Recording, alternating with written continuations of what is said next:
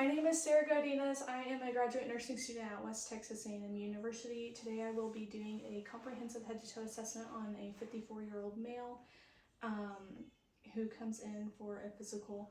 We have already went over past medical history, surgical history, social history, and family history, as well as allergies or any medications.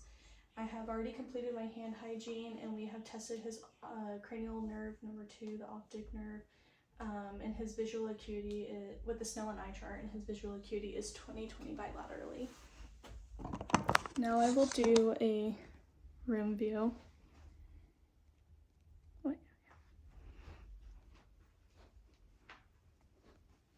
Okay. So throughout the assessment, I will be assessing his skin for appropriate skin color, making sure it's warm, dry, and intact. No lesions, nodules, masses, abnormal moles.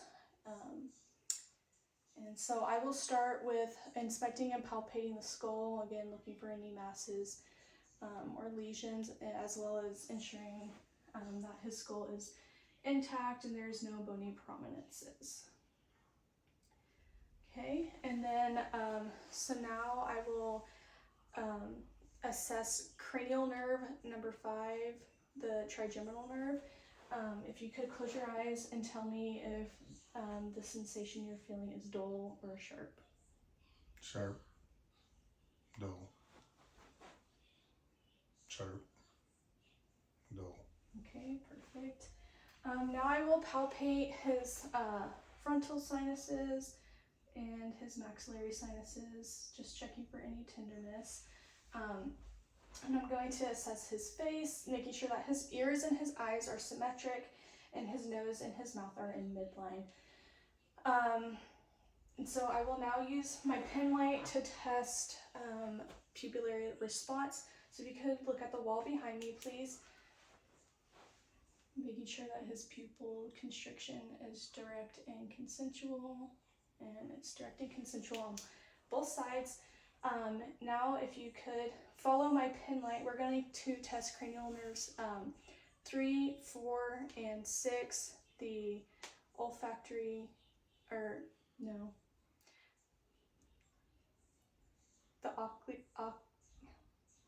we will test the ocular, trochlear, and abducens cranial nerves. So please just follow my pen light with just your eyes. Okay, just checking for any jerking eye movements or any nystagmus. And while I'm looking at his eyes, I'm assessing his conjunctiva and the sclera of the eyes, as well as looking at the iris and the cornea. Making sure there's their appropriate color, there's no swelling, irritation, papilledema, or any exudate from the eyes. Now I will test his, I will look at his lens and test for the red reflex.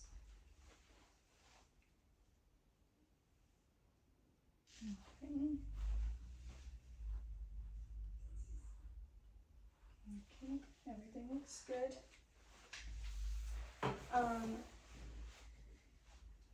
Moving on, we will assess his ears. I'm going to start by palpating the auricle and the tragus, as well as the mandible of the ear. And I will assess his jaw right here as well, since I'm here. So if you could open up your jaw for me, please. And I should be able to fit 2 to 3 fingers behind that joint. And can you move it side to side? Okay, perfect. And now I will look inside his ear, looking at the canal and the tympanic membrane,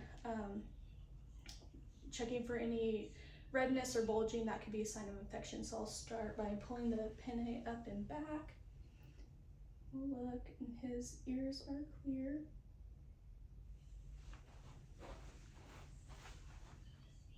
And again on the other side.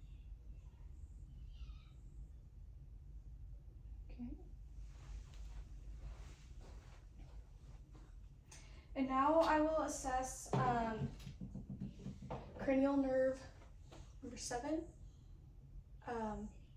by doing the whisper test. So I'm going to step behind you. If you could just repeat what I'm saying, okay? 66. 66. 55. 55. Good.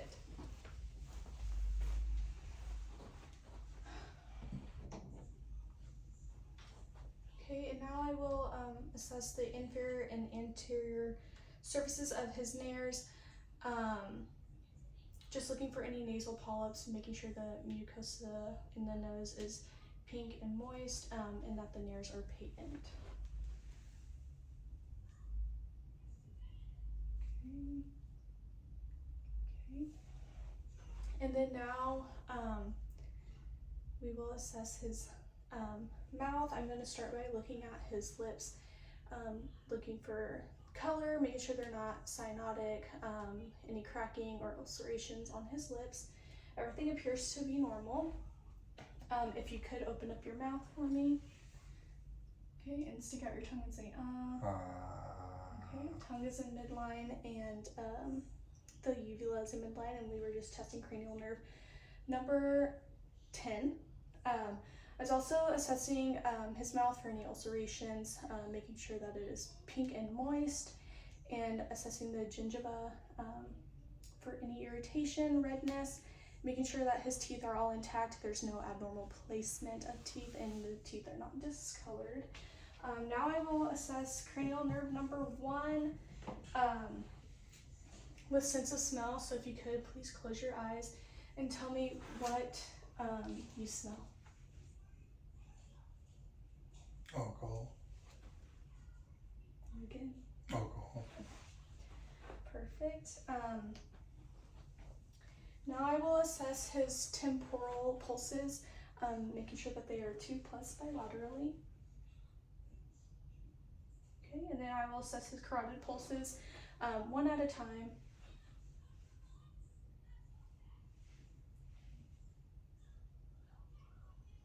I will assess cranial nerve 11. If you could shrug your shoulders for me, please. Okay. I will have you, can you put your right ear to your right shoulder and your left ear to your left shoulder? Can you touch it? Okay, on the other side. Perfect. And then can you move push your head against my hand? Perfect. Good. Now I will auscultate for carotid breweries. So if you could exhale fully and hold your breath.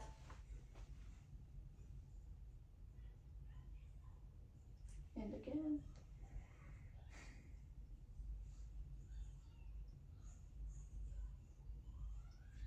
Okay.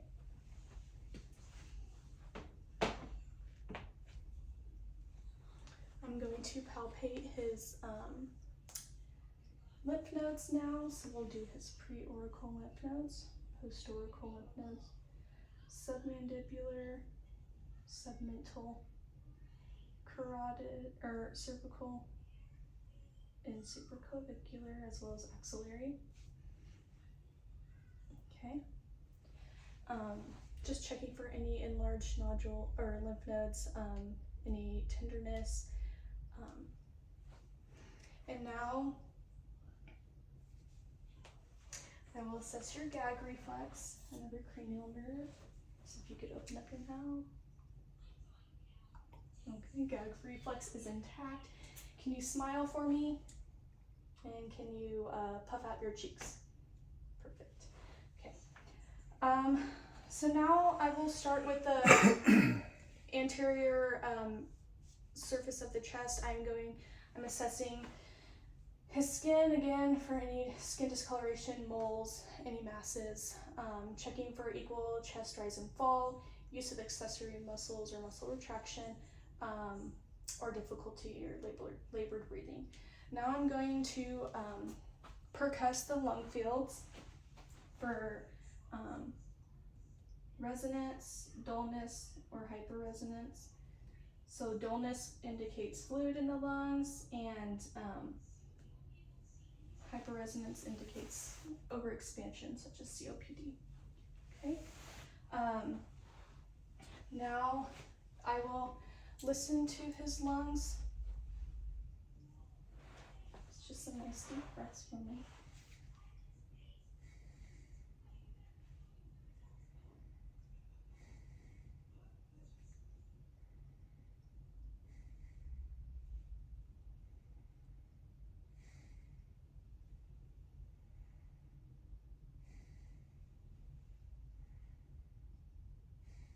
Now I'll listen to lateral lung fields.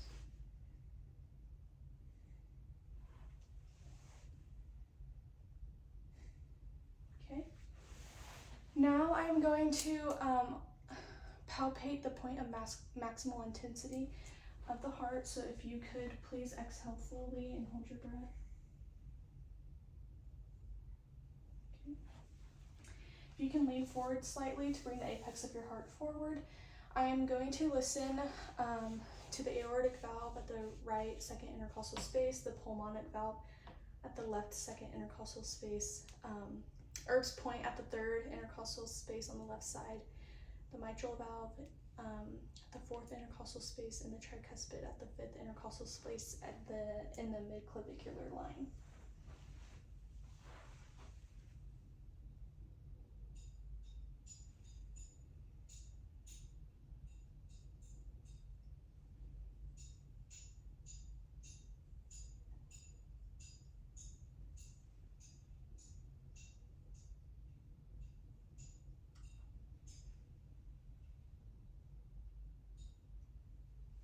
Okay, now I will flip to the bell of my stethoscope to listen for any heart murmurs or extra heart sounds.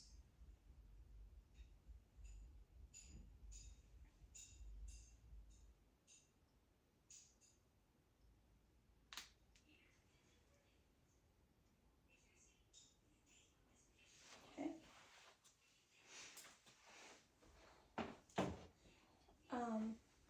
And now I will go over the axillary and breast examinations for both male and female. So for the axillary examination in both sexes, I will have the patient lay supine. If I'm inspecting the left axilla, I would use my right hand. I reach towards the apex of the axilla, behind the pectoral muscle, pushing into the chest wall, and moving downward, palpating for any palpable lymph nodes, noting their size, shape, consistency, tenderness, as well as assessing for any skin discoloration or irritation or rashes. For the breast examination, in women, I will assess her in 4 different positions, with her arms by her side, her arms above her head, her arms on her hips, and then with her leaning forward a little bit. This will allow me to assess symmetry of shape, color, size, any dimpling of the skin, and any nipple discharge.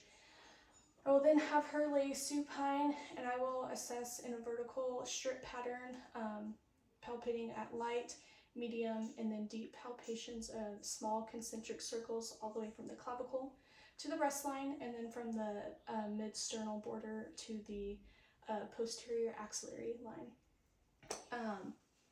And then for men, I would inspect the breast for any dominant masses, and I would also palpate for any hard, non-tender masses. Again, checking for any nipple discharge or discoloration, lumps, lesions, or any skin dimpling. Okay, if you could turn around and face that way, I will inspect the posterior part of your chest. Okay. So again, I'm going to start by percussing. I'm looking for any signs of labored breathing, muscle retraction, use of accessory muscles, equal chest rise and fall. So I'm going to test for equal chest rise and fall. If you could take a deep breath in and let it out. Okay. And again. Okay. And I'm just looking for equal separation of my hands. Now I will percuss the lung fields again, looking for resonance, hyperresonance, or dullness.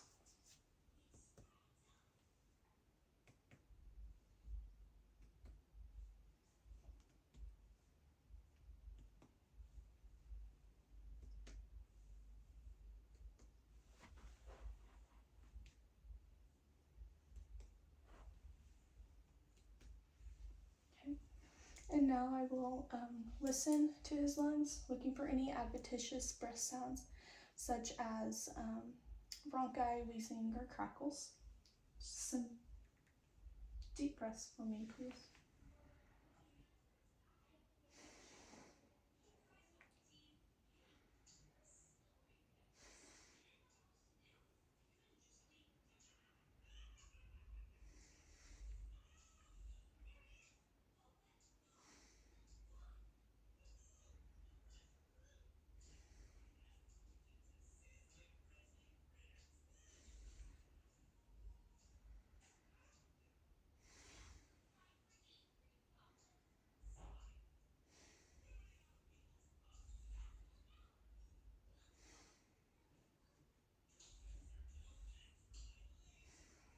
Okay, and now I will test for bronchoscopy.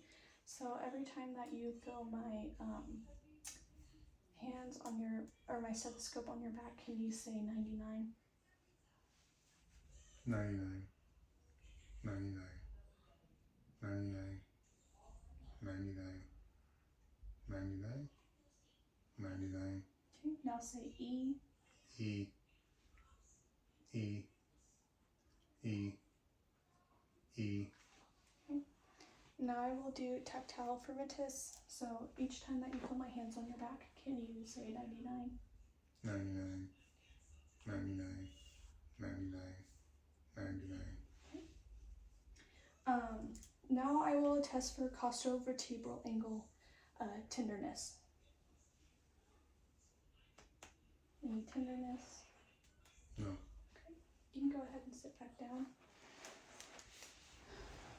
I will test. Can I look at your hands? Okay. Just looking for capillary refill, making sure it's less than 3 seconds. Can you squeeze my fingers? Checking for grip strength. Straighten out your arms. Perfect. Can you bend them? Okay. And then go ahead and straighten them out again.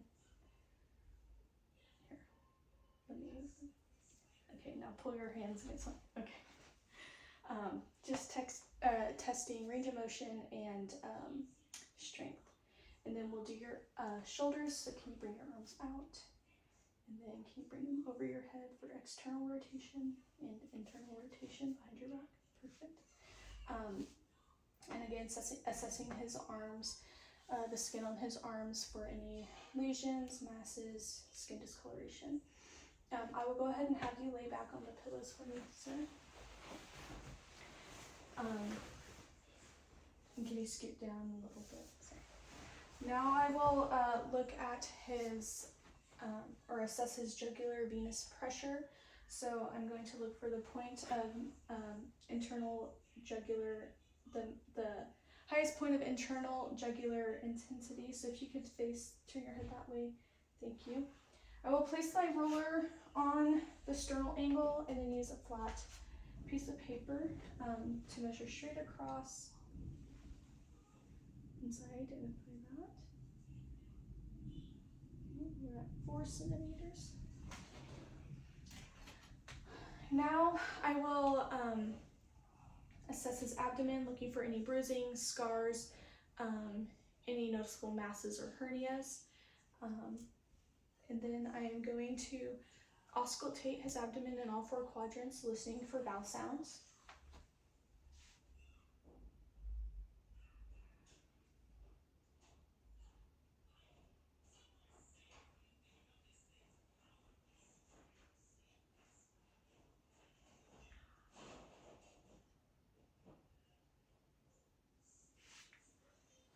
Okay, vowel sounds are normal active.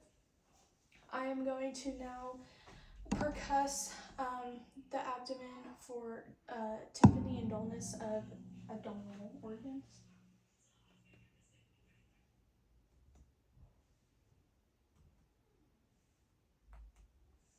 And now I'm going to percuss for liver span, so I will start at the level of the umbilicus, percussing upwards until I hear liver dullness.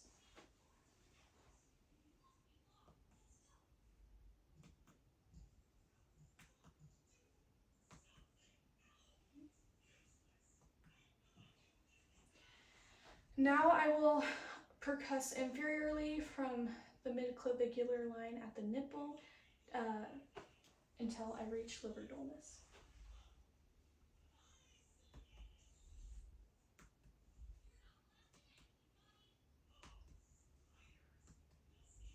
Okay. And now I will do light palpation, checking for any masses or tenderness.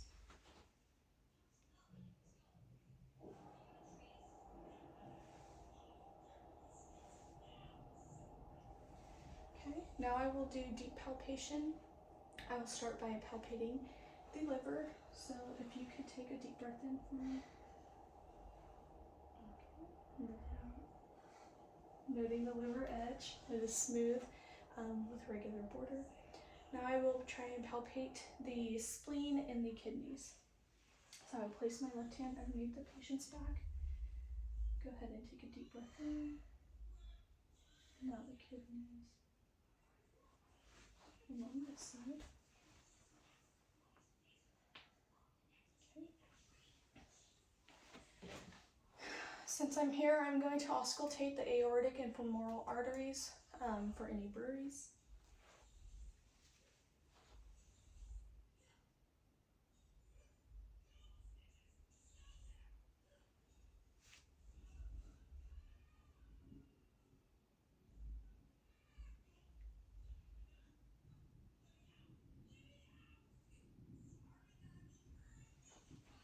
Okay. I'm going to check his radial pulses.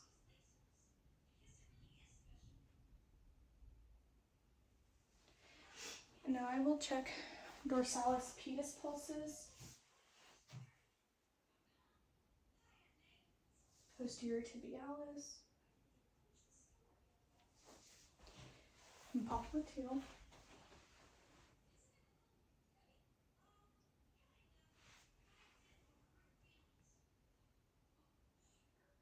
Okay.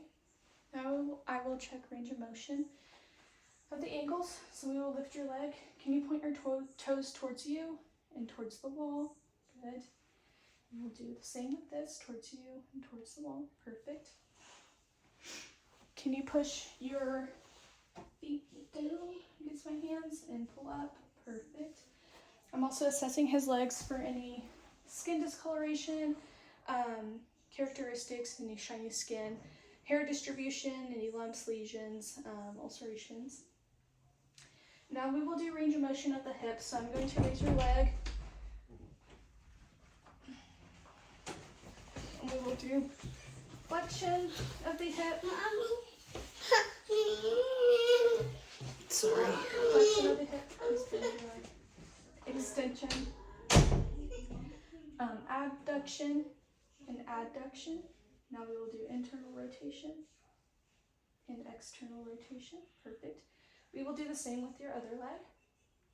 So flexion, extension, abduction, adduction, internal rotation, and external rotation. Good. Now we will do range of motion of the knees. So flexion, extension, internal rotation of the knee, and external rotation. And the same with this leg. Extension, internal rotation, and external rotation. Good. Okay, if you could sit up, I'm now going to assess point-to-point contact. So if you could hold your hands out and close your eyes. Now touch your nose with the finger that I touch. Okay. Good. And now point-to-point, you can open your eyes. Point-to-point contact with your lower extremities. So if you could take your heel of your right foot and run it down the shin of your left leg and on the other leg as well. Perfect. Close your eyes and then we'll check if you can just tell me what way I am moving your toe. Up. Okay. Down. Okay. Now we will check cerebral function with rapid movement, so you can open up your eyes right now. Hold your hands out and can you rotate them and fast? Okay. Pronation and supination of the hands. Again, can you close your eyes and we will check cerebral function with number identification. I'm going to draw a number in your hand if you could tell me what number it is. 3. Okay. Now I will place an object in your hand if you can tell me what it is. A key. Perfect. All right. Now I will check his reflexes. So I will start by your tricep reflex. And now biceps. Okay. Can you take your watch off? And I will check your brachioradialis reflex. Okay. And the same on the other arm. Bicep. And brachioradialis. Now I will check his popliteal reflex.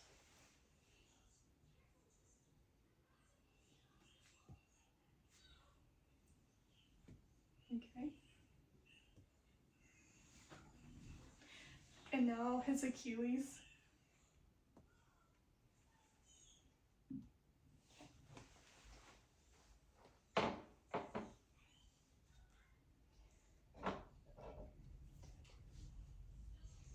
Now I will do the Weber test, testing for bone conduction if it's equal bilaterally. So if you could tell me if you feel these equally on both sides. Yes. Okay. Now we'll do the running test, and this test is air versus bone conduction. It should be 2 to 1. So if you could tell me when you stop feeling the vibration. Stop. Okay. Tell me when you stop hearing.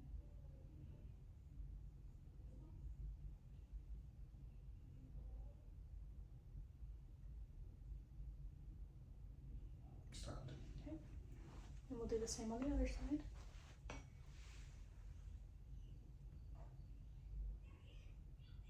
Stopped.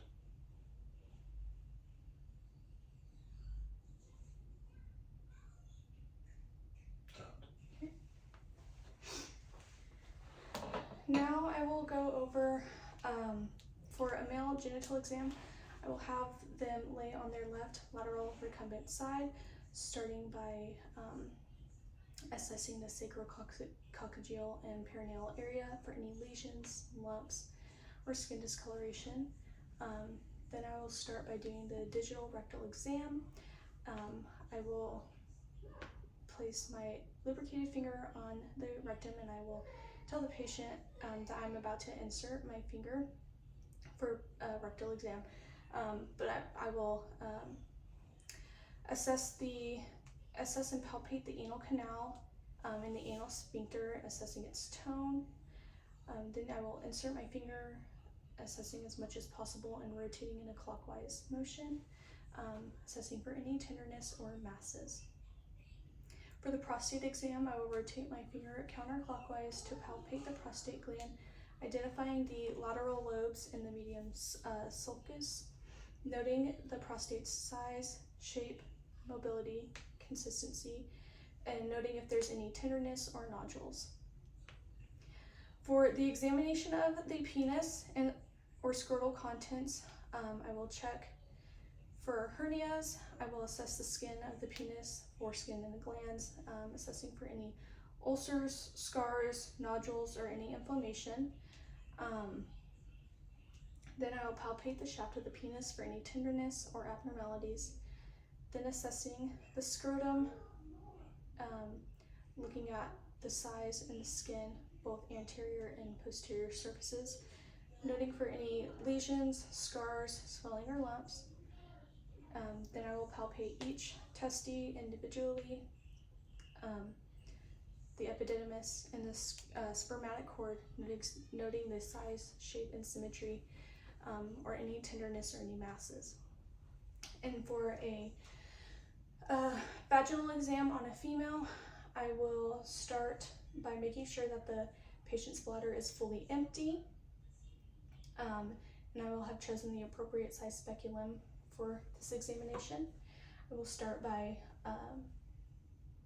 examining the external genitalia, so I'd look at them on pubis, labias, in the perineal area, looking for any irritation, redness, lesions, or masses, and discharge.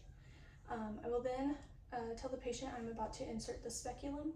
I will insert the speculum with downward pressure, and then I will remove my fingers from the introitus. I will rotate the speculum horizontally, still applying downward pressure until I have reached the full length of the speculum. Then I will slightly open, trying to visualize the cervix, and place the thumb screw in place if the cervix is within the view of the speculum. I will assess the cervical os. I will assess the cervix for its color, position, consistency, any masses, bleeding, lesions.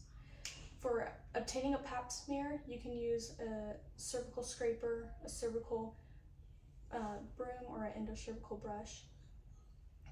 You will place the tool of your choice into the cervical os and rotate gently to collect a sample. Now for removal of the speculum, you'll start pulling out the speculum, assessing the vaginal walls on the way out, checking for any masses, lesions, ulcerations, and I will loosen the thumb screw and close the speculum. And then I will obtain consent for a rectal examination on the female patient while she is still in the lithotomy position. And I will use the same techniques as with the male rectal exam, as well as performing a bimanual examination, checking for any pelvic masses or rectal cancer. Now I will assess the patient's gait. So if you could stand up for me, please. And I will have you just regular walk that way, tandem walking, perfect, and turn around and walk on your tippy toes and then on your heels. Okay, good. And you can go ahead and sit down. So for a summary of this head to toe assessment, the patient's skull was intact, no bony prominences or masses noted. His eyes are clear to exudate. His pupils dilate from 4 millimeters to 2 millimeters. His 6 visual fields were intact by confrontation. Cranial nerves 1 through 12 are intact. His pulses, temporal, carotid, radial, popliteal, posterior tibialis, and dorsalis pedis are all 2+. There was no carotid bruise noted, and carotid upstroke was brisk.